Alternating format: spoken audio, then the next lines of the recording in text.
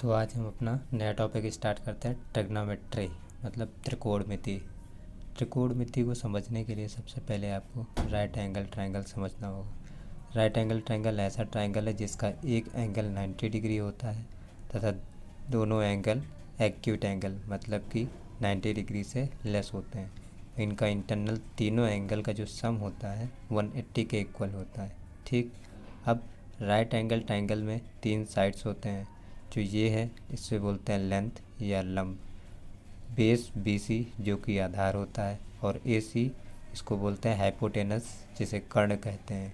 ठीक, अब ट्रिग्नोमेट्री के लिए ट्रिग्नोमेट्री का ही फंक्शंस होंगे जैसे sine theta, cos theta, tan theta, cosec, sec and cot. इन सब को निकालने के लिए हम इस राइट एंगल ट्रायंगल का ही सहारा लेते हैं या कह सकते हैं इसी के तौर पे हम ज्ञात करते हैं। चलिए देखते हैं कैसे। साइन थीटा क्या होता है? साइन थीटा इक्वल टू लंब अपॉन कर्ण मतलब length upon hypotenuse.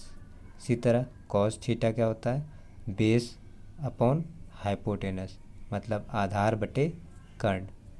Tan theta क्या होता है?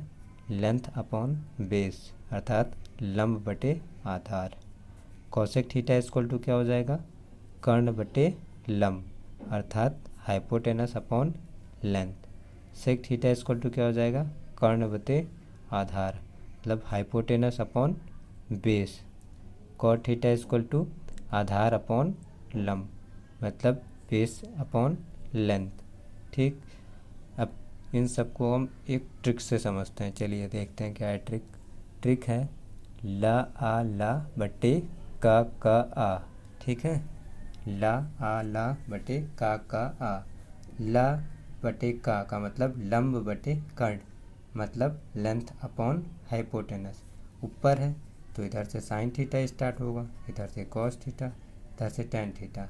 अब नीचे से कॉट थीटा इधर से, सेक थीटा इधर से, कॉसेक थीटा इधर से। चलिए साइन थीटा इसको टू क्या ट्रिक मिली? लंब अपॉन कर्ण। ला से लंब, का से कर्ण, तो साइन थीटा बराबर लंब बटे कर्ण। देखिए सही है, बिल्कुल सही है। कॉस थीटा इक्वल टू आधार बटे कर्ण। आ से आधार, का से कर्ण, आधार बटे कर्ण मतलब बेस अपॉन हाइपोटेनस। इसी तरह टेन थीटा इक्वल टू क्या हो जाएगा? लंब बटे आधार। लंब मतलब कि लेंथ अपॉन बेस, आधार मतलब बेस।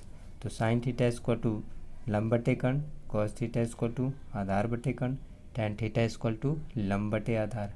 अब इसी का उल्टा हो जाता है। कॉट थीटा इक्वल टू आधार अपॉन लंब मतलब आधार बटे लंब मतलब base upon length. Sec theta equal to कर्ण अपॉन आधार मतलब कि hypotenuse upon base. Cosec theta equal to कर्ण अपॉन लंब मतलब हाइपोटेनस अपॉन लेंथ। ठीक, साइन थीटा का देखने से पता चल रहा है उल्टा इसका कॉसेक थीटा मतलब कि साइन और कॉसेक एक दूसरे आपस में अपोजिट हैं। अगर साइन थीटा इक्वल टू लंब बटे कर्ण है तो कॉसेक थीटा क्या है? कर्ण बटे लंब। इसी तरह कॉस थीटा इक्वल टू आधार बटे कर्ण है तो सेक थीटा क्या है? कर्ण बटे आधार। इसी तरह टेन थीटा इक्वल टू क्या है? लंब बटे आधार। तो कॉट थीटा क्या हो गया? टेन थीटा का उल्टा आधार बटे लंब। ठीक है, अब यहाँ से हम ये कह सकते हैं साइन थीटा इक्वल टू क्या है? 1 अपॉन कॉसेक थीटा। ठीक, क्योंकि साइन क्या है? कॉसेक थीटा का उल्टा है, कॉसेक थीटा साइन थीटा का उल्टा है यहाँ से। इसी तरह cos theta equal to 1 upon sec theta. ठीक, मतलब कि सेक थीटा और कॉस थीटा एक दूसरे के विपरीत हैं, अपोजिट हैं। सेक थीटा इक्वल टू क्या है? कर्ण बटे लंब। कॉस थीटा इक्वल टू आधार बटे कर्ण।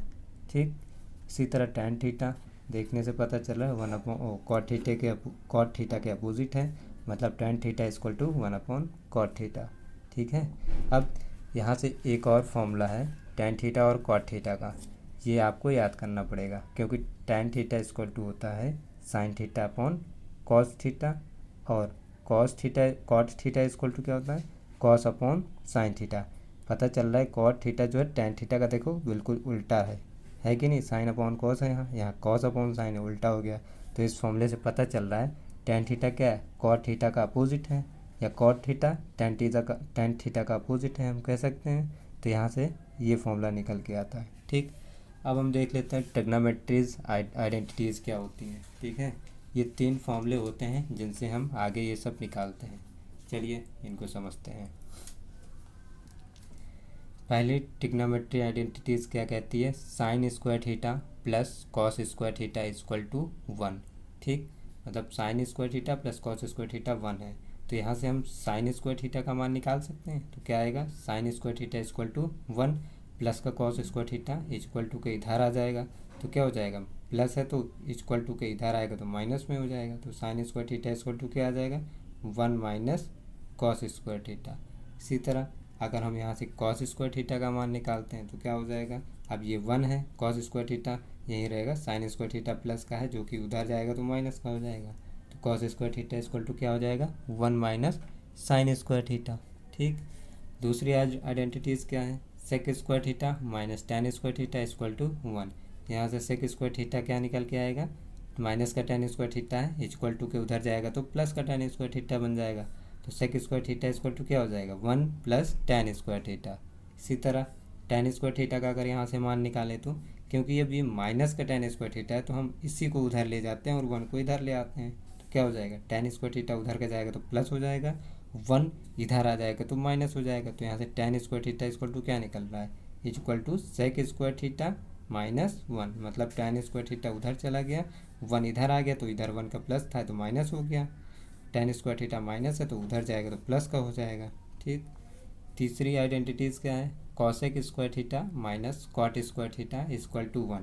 ठीक, अब यहाँ से कॉसेक स्क्वायर थीटा भी इसी तरह हो जाएगा, कॉसेक स्क्वायर थीटा क्या हो जाएगा, 1 plus cot square theta, minus का कॉट स्क्वायर थीटा है, इक्वल टू के उधर चला जाएगा तो इधर केवल यही बचेगा। तो cos square theta equal to क्या हो जाएगा, 1 प्लस कॉट स्क्वायर थीटा। इसी तरह कॉट स्क्वायर थीटा का अगर मान निकालते तो माइनस का कॉट स्क्वायर थीटा है, अब इक्वल टू के इसको उधर भेज देंगे तो ये प्लस का कॉट स्क्वायर थीटा हो जाएगा।